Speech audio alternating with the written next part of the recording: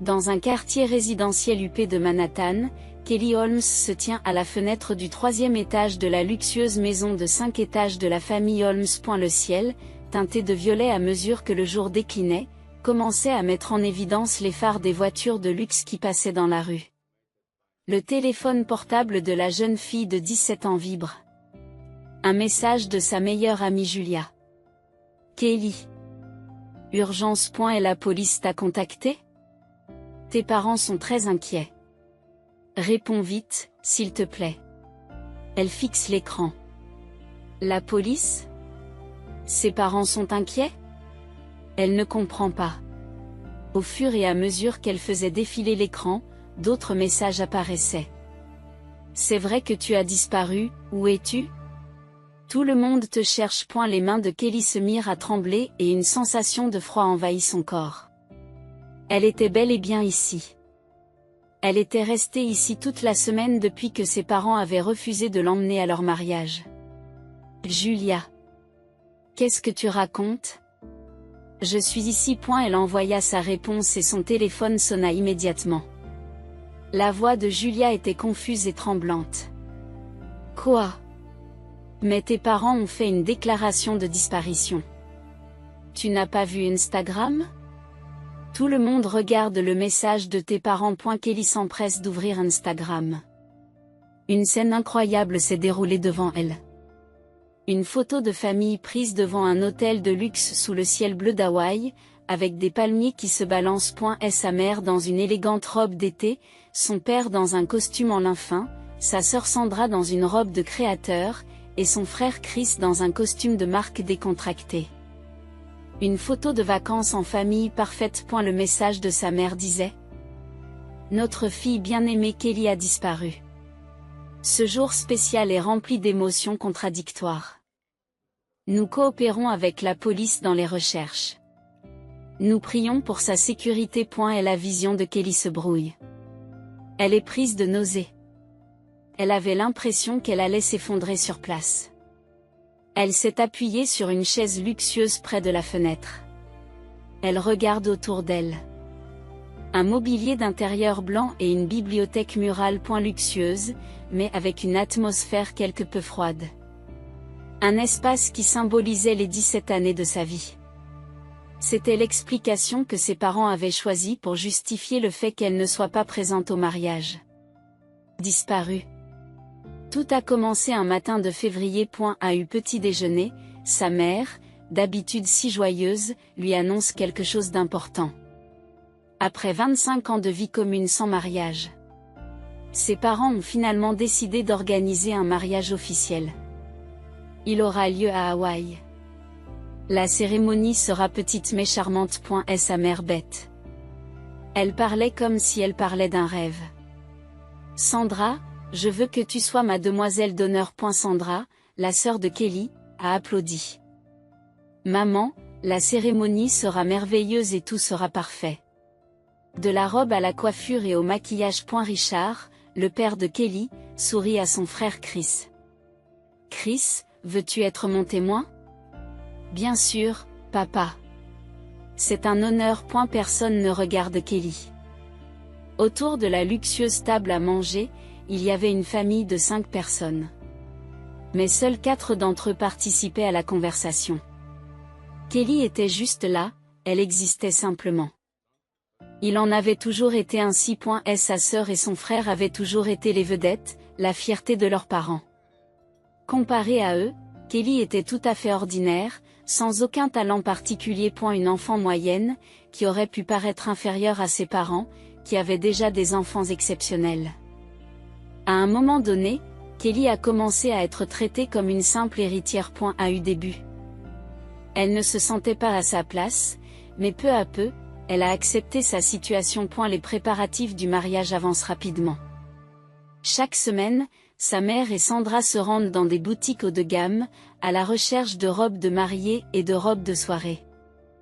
Elle ressemblait plus à des amies qu'à une mère et une fille. Son père et Chris se sont rendus chez un tailleur de luxe pour acheter des smokings.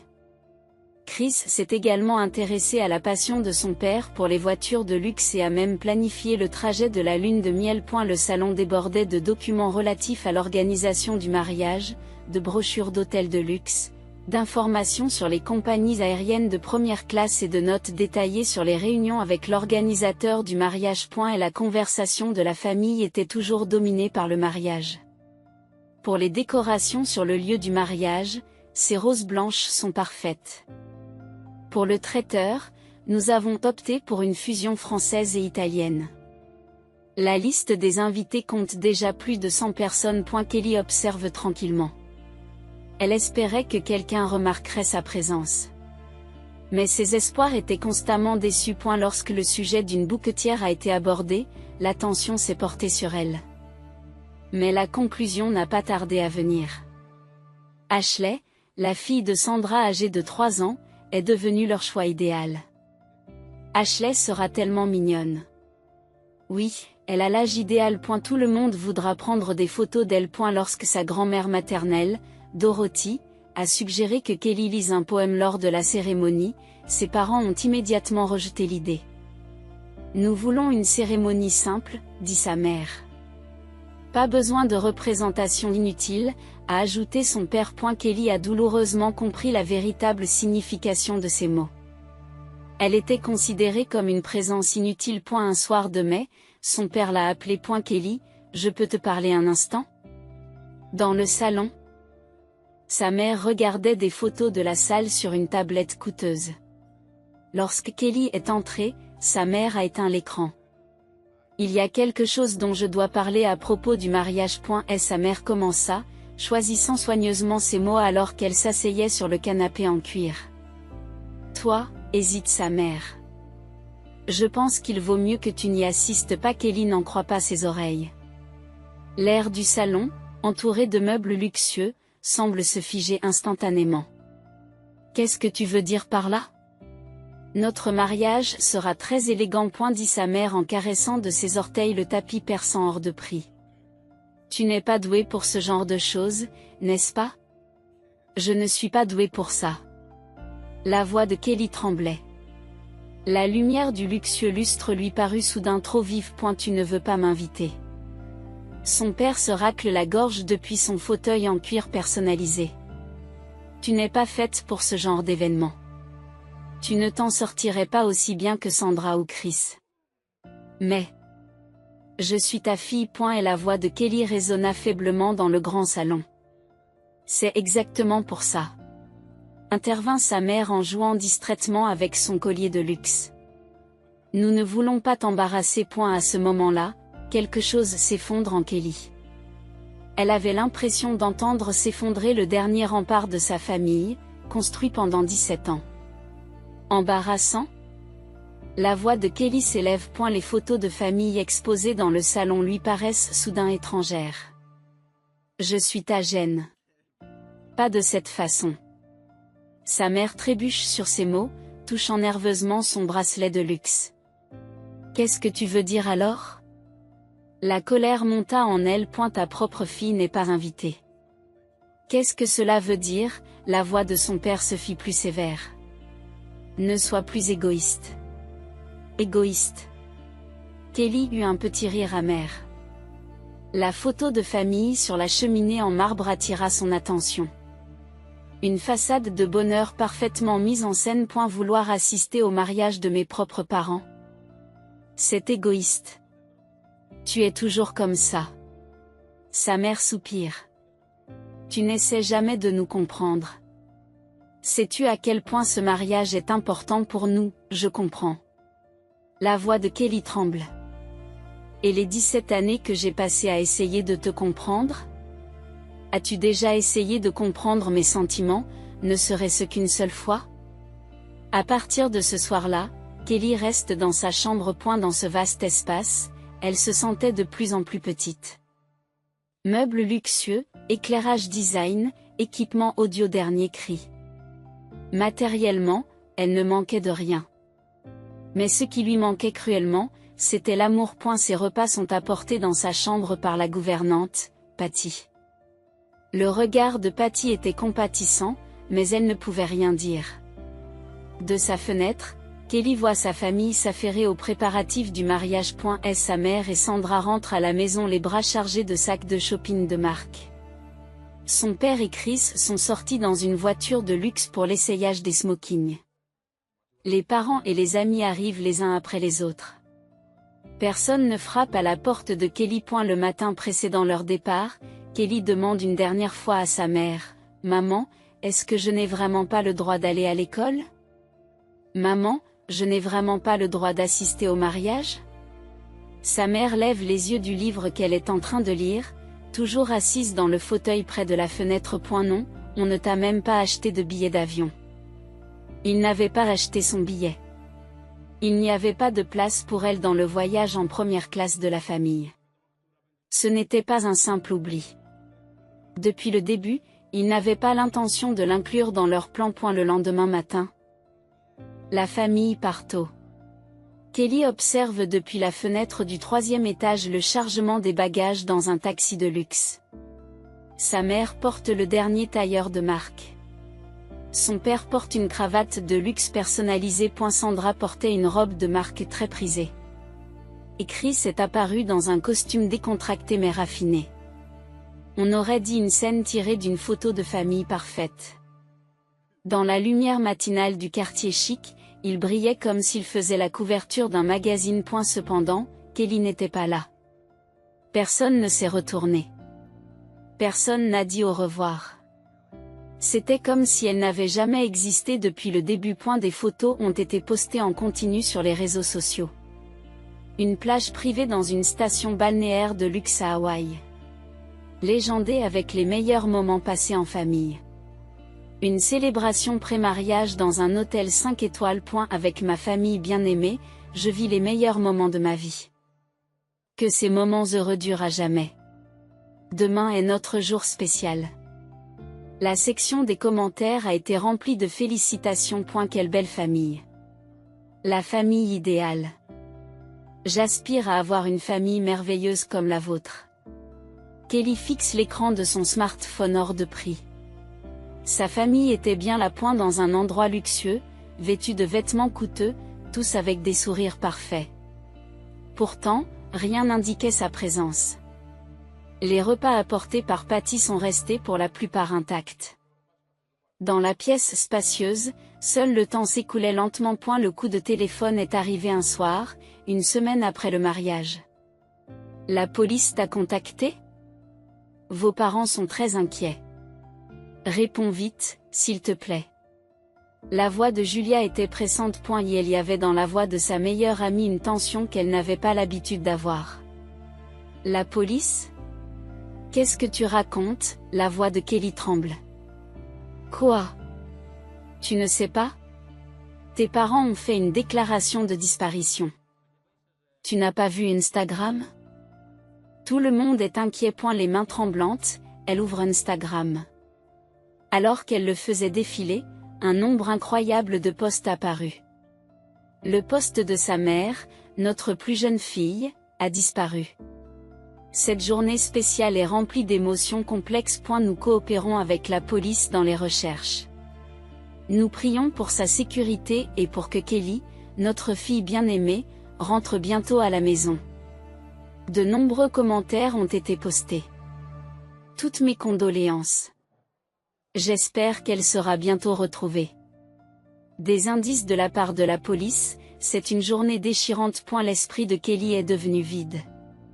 Elle avait l'impression qu'elle allait s'effondrer sur le sol luxueux de sa propre chambre. La nausée l'envahit. Il savait. Il savait qu'elle était ici. Qu'elle passait du temps dans cette chambre. Qu'il l'avait laissée derrière eux. Pourtant, ils ont menti sur sa disparition. Alors que la lumière du soir filtrait dans la luxueuse chambre, Kelly se leva. Les mensonges de ses parents. Ils étaient l'aboutissement de 17 années de négligence et d'exclusion. Elle commence à se préparer soigneusement. D'abord, le journal du jour. Elle le place de façon à ce que la date soit bien visible. Ensuite, un selfie dans sa chambre. Avec le coucher de soleil par la fenêtre en toile de fond, son expression est calme. Puis elle a commencé à écrire son billet. Je n'ai pas disparu. J'y suis ici, dans ma chambre, chez moi, à Manhattan. Mes parents le savent. Parce qu'ils ont refusé de m'emmener au mariage. Ils ont dit que tu n'étais pas à ta place. Ils ne m'ont même pas acheté de billets. Ils ne m'ont pas préparé de robe. Et maintenant, ils mentent en disant que j'ai disparu. Voilà la vérité. L'horrible vérité qui se cache derrière la façade d'une famille parfaite. Avant d'appuyer sur le bouton poster, elle a pris une grande inspiration. Un moment pour mettre fin à 17 ans de silence. Elle a appuyé sur le bouton. La réponse a été plus rapide que prévu. Dans les 30 premières minutes, les commentaires et les messages ont afflué de la part d'amis et de parents. D'amis. Kelly. Est-ce vrai? Incroyable. Trop cruel. Tu as besoin de quelque chose? Comment puis-je vous aider? Des messages d'inconnus ont également afflué. Le message de Kelly s'est rapidement répandu, accompagné de hashtags tels que Race Dogter Fake Family Moment of Truth, un moment de vérité pour une fausse famille. La réaction de la famille ne s'est pas fait attendre. 10 appels manqués de sa mère. Les messages vocaux étaient frénétiques. Kelly. Qu'est-ce que tu fais? Efface ça tout de suite. Pense à nos sentiments. Des messages ont également été envoyés par ses frères et sœurs et son père. Après minuit, elle a reçu un appel. C'était sa grand-mère maternelle, Dorothy. Kelly. La voix de sa grand-mère était toujours aussi chaleureuse. Pourtant, cette nuit-là, elle était empreinte d'une force particulière. J'ai tout vu. Les messages sur les réseaux sociaux, les commentaires et l'avis de disparition. Les larmes ont coulé sur le visage de Kelly sans qu'elle puisse les contrôler. Grand-mère. Tu as bien fait. La voix de sa grand-mère était douce. Tu as enduré seule pendant 17 ans. C'est assez maintenant. Mais moi, je n'ai que 17 ans, et mes parents. La voix de Kelly tremble. Tu n'as pas à t'inquiéter des questions juridiques. Sa grand-mère la rassure avec conviction. J'ai parlé à ton oncle Jason. Il a déjà pris des dispositions avec un avocat. C'est vrai? L'espoir commence à poindre pour Kelly. Le signalement de la personne disparue a été la goutte d'eau qui a fait déborder le vase. Sa grand-mère a expliqué. Ce n'est pas seulement un problème domestique. C'est un cas évident d'abus. Le tribunal sera de votre côté. Le lendemain matin, sa grand-mère a élaboré un plan concret. Après-demain, à 15h, Jason et moi viendrons te chercher.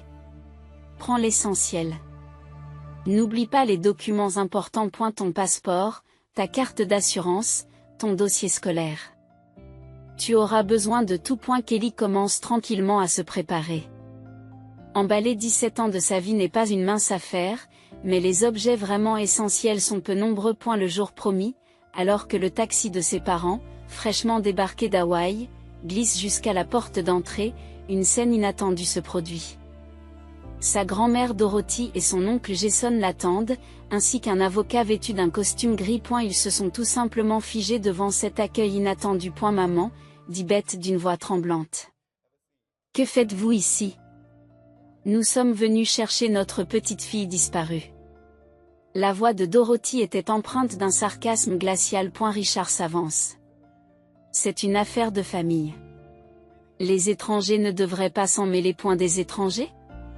Interrompt Dorothy, qui a faussement signalé la disparition de leur fille. Elle a ensuite sorti une pile de documents. Voici la preuve que Kelly était dans sa chambre, y compris le témoignage de la femme de ménage. Patty. Les visages des parents se sont vidés de leur couleur. Kelly, descend, dit Dorothy. Kelly commence à descendre lentement les escaliers, une valise et un petit sac à la main. Ses 17 années de vie étaient entassées. À quoi penses-tu? Richard lui fit face, son costume haut de gamme ébouriffé, pour avoir publié un message aussi honteux sur les médias sociaux. Mon message est-il embarrassant? Kelly regarde directement son père, s'efforçant de garder une voix stable. Ou est-ce plus embarrassant que mes parents aient menti sur ma disparition? nous pensions aussi à toi, commença Beth. Des larmes ont strié ses joues bronzées. On pensait à moi. La voix de Kelly s'élève. M'exclure du voyage? Simuler ma disparition. Un silence pesant envahit le grand hall d'entrée. Le lustre de cristal jette une lumière froide. Pourquoi? Demanda Kelly à voix basse. Pourquoi disparaître? C'est une question d'apparence. Répondit Beth à l'improviste, serrant nerveusement son sac à main hors de prix. Comment pourrions-nous dire à qui que ce soit que notre fille a refusé d'assister au mariage? Notre réputation serait, j'ai refusé. La voix de Kelly tremble. Tu m'as exclu. Tu as toujours été différente. Beth a crié. Tu n'as jamais essayé de répondre à nos attentes, comme Sandra et Chris. Tu es toujours seule, tu choisis toujours un chemin différent d'une autre. Alors c'est normal de m'effacer. Personne ne répondit. Les ombres s'étendaient sur le sol en marbre à mesure que la soirée s'avançait. Kelly, allons-y. Dorothy parle doucement. Alors que Kelly se dirigeait vers l'entrée avec ses bagages, Beth l'appela, paniquée. Attends, se précipite-t-elle, ses talons hauts de marque claquant sur le sol. Tu es encore mineure, tu ne peux pas, ça suffit. Dorothy l'interrompt calmement. Regarde ça. L'avocat produisit de nouveaux documents. Ce sont des documents de requête pour le tribunal. La voix de l'avocat résonne. Des preuves d'abus et de négligence. De faux rapports de personnes disparues sur les médias sociaux. Tout est enregistré. Essayez-vous de nous menacer? La voix de Richard était un grognement bas. Ce n'est pas une menace. L'avocat poursuit d'un ton ferme. C'est une présentation des faits. Nous espérons poursuivre à l'amiable à partir de maintenant. Les parents ne savent plus où donner de la tête. Un silence pesant s'installe dans l'entrée décorée. Avant de se diriger vers le taxi, Kelly se retourne une dernière fois. Ses parents sont figés à l'entrée de la luxueuse maison. Beth essuie ses larmes avec un mouchoir de marque de luxe. Richard, quant à lui, regarde au loin avec un visage sévère. 17 ans. La voix de Kelly résonne doucement. Au cours des 17 années de ma vie, m'as-tu jamais vraiment considéré comme faisant partie de la famille? Il n'y eut pas de réponse. Au lieu de cela, la brise du soir était la seule réponse. Le taxi s'est mis en route. Dorothy a tranquillement tenu la main de Kelly. C'est le début d'un nouveau chapitre. Kelly pointe par la fenêtre de la banquette arrière, la luxueuse maison devient peu à peu plus petite. Un endroit rempli de 17 ans de souvenirs. Une scène pour une famille qui n'était parfaite qu'en apparence. L'endroit où elle a été effacée. Des larmes coulent sur ses joues. Mais ce ne sont pas des larmes de tristesse. Ce sont des larmes de libération. Le premier pas vers une nouvelle vie. Ce soir-là, le message de Kelly est devenu une nouvelle nationale. Une famille riche aliène sa fille adolescente. L'obscurité d'une famille moderne révélée par les médias sociaux. La vraie voix d'une fille disparue. Est la face cachée de l'image d'une famille parfaite. Les chaînes de télévision ont demandé des interviews. Les journaux voulaient des interviews. Des maisons d'édition ont proposé des livres. Mais Kelly les a toutes refusées. Elle n'était pas encore prête. Elle voulait se concentrer sur sa reconquête. Au lieu de cela, elle a commencé à écrire.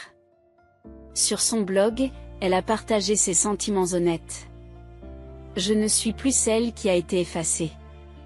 C'est le début de ma nouvelle histoire. Pour ceux qui en ont assez de jouer à la famille parfaite, vous n'êtes pas les seuls. Mary's High School était à milieu du lycée privé de Manhattan que Kelly avait fréquenté. Il n'y avait pas de concurrence pour les produits de marque. Au lieu de cela, il y avait des sourires chaleureux et des mots sincères. Le premier jour, une camarade de classe nommée Jessica l'aborde naturellement. Tu es nouvelle, n'est-ce pas? Tu veux qu'on déjeune ensemble? Kelly hésite un instant. Il s'agissait d'un acte de gentillesse sans attente de retour. C'est quelque chose qu'elle n'avait jamais vécu auparavant. Les étudiants qui avaient vu ces messages sur les réseaux sociaux n'étaient pas trop regardants. Kelly. Regardez ça. Un jour, Pendant le déjeuner, Jessica lui a tendu le journal de l'école. Le club littéraire recherche des auteurs. Kelly était intriguée. Elle a toujours été douée pour l'écriture. Mais ses parents avaient considéré que c'était une perte de temps qu'ils étudient le commerce ou le droit, lui disait-il. Pourquoi n'essaies-tu pas? Jessica l'encourage. Je pense que tu as du talent. Depuis ce jour, Kelly a commencé à écrire. Elle a commencé par écrire des textes courts, à la manière d'un journal. Peu à peu, elle s'est mise à écrire des histoires et des poèmes. En exprimant ses émotions par les mots, elle a senti s'alléger le fardeau qui pesait sur elle. Sa première nouvelle publiée dans le journal de l'école, La voix de la fille effacée, a suscité plus de réactions que prévu. C'est l'histoire d'une fille ignorée par sa famille et déclarée disparue à tort. Cette histoire vraie, présentée comme une fiction, a suscité une attention remarquable. Une fille élevée pour être invisible. Une fille élevée pour être invisible, respirant tranquillement sous le masque d'une famille parfaite. Le jour où elle a décidé d'élever la voix, elle a effacé la fausse étiquette de disparue avec la vérité. Kelly, c'est un article extraordinaire, a déclaré Mizou Baker, son professeur de littérature, d'une voix calme. Vos mots ont une âme. L'histoire de Kelly a dépassé les frontières de l'école. Elle a fait l'objet d'articles dans les journaux locaux, a été recommandée pour des prix littéraires et a été largement diffusée en ligne. Des réponses inattendues sont arrivées. Un courriel de sa mère, Beth. Je l'ai lu. Pour la première fois. Je comprends peut-être le poids de ce que nous avons fait. Vos mots m'ont ouvert les yeux. Un message de sa sœur, Sandra. Je n'ai jamais vraiment pensé à ce que tu ressentais. Nous étions tellement concentrés sur la perfection que nous avons perdu de vue l'essentiel. Je suis désolée. Une lettre de son frère, Chris. Nous avons fait semblant de ne pas nous en apercevoir. C'était notre plus grand péché. Votre courage a révélé les faussetés de notre famille. L'histoire de Kelly a trouvé un écho auprès de personnes auxquelles elle ne s'attendait pas. Un jour, elle a reçu un appel d'un numéro inconnu. Bonjour, c'est Kelly? Une voix de femme calme. Je suis la sœur de votre père. Ta tante, Megan. Kelly sursaute.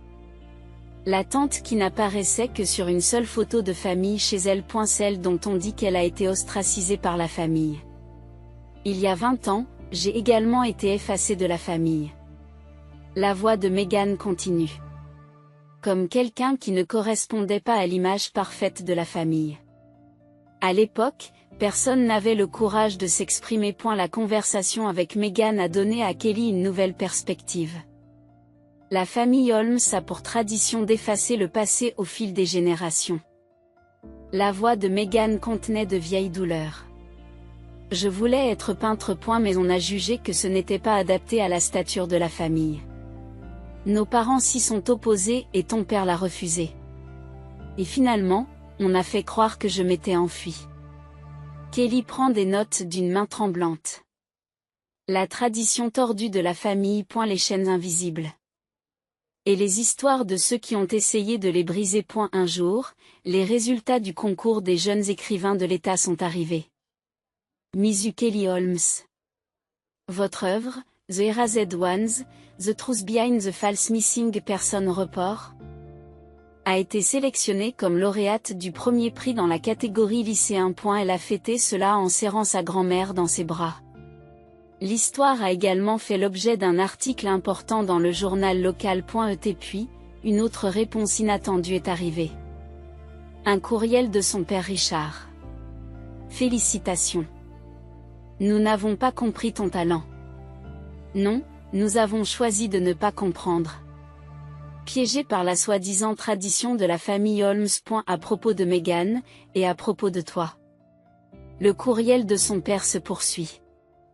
Nous avons été captivés par l'illusion d'une famille parfaite, et ce n'est que maintenant que je réalise à quel point le prix à payer a été élevé. Perdre Megan, puis vous. Peut-être s'agissait-il d'une malédiction comme une chaîne au sein de la famille Holmes. Un long courriel est également arrivé de la part de sa mère. Chaque jour, je relis votre article. Nous avons essayé d'effacer ton existence même en mentant sur ta disparition, c'était l'acte le plus bas en tant que mère.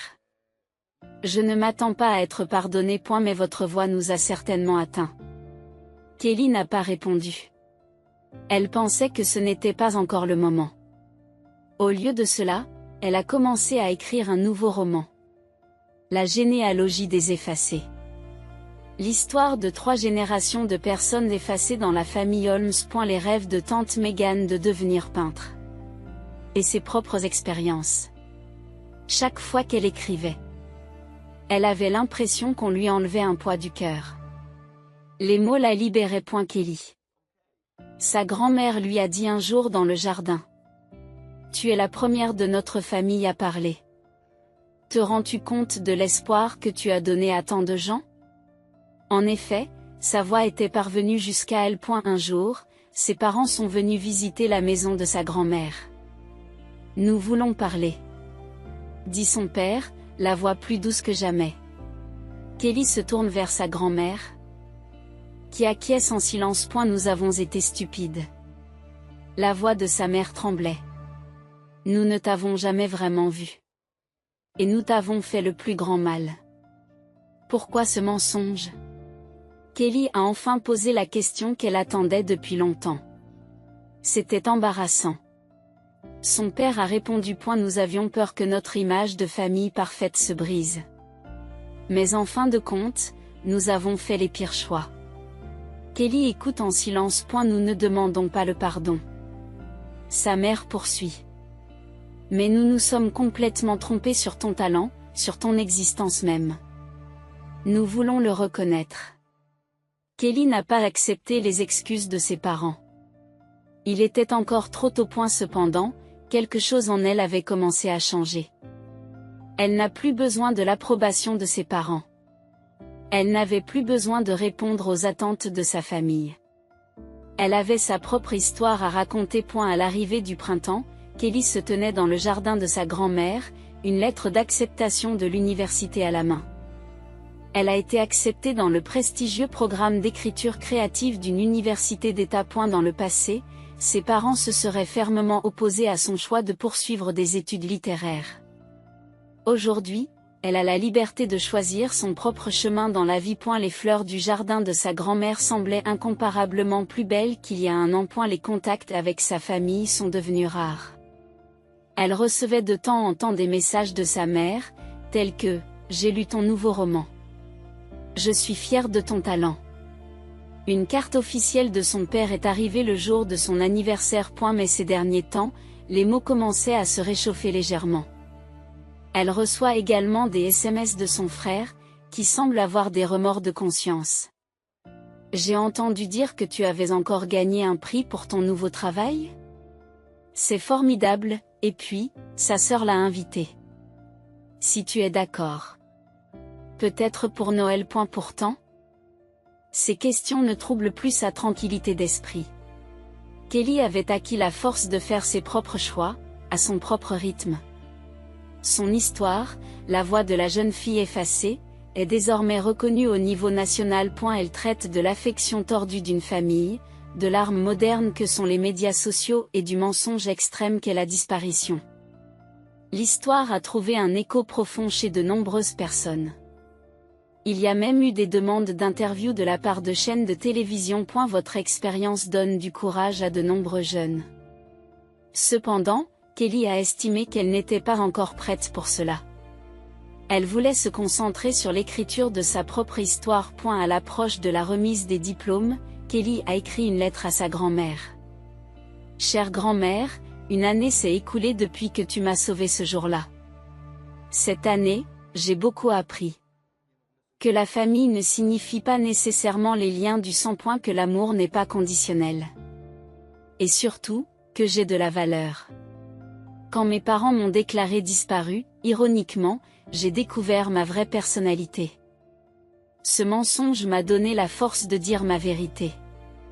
Il y a peut-être encore des défis à relever. Mais je n'ai plus peur. Parce que j'ai découvert qui j'étais vraiment. Avec tout mon amour. » Kelly. Et la douce lumière du soleil printanier illuminait les fleurs du jardin. Maintenant, elle pouvait suivre son propre chemin, selon ses propres termes. Elle n'était plus effacée par qui que ce soit. Et plus important encore, elle pouvait raconter sa propre histoire. C'est sa plus grande victoire.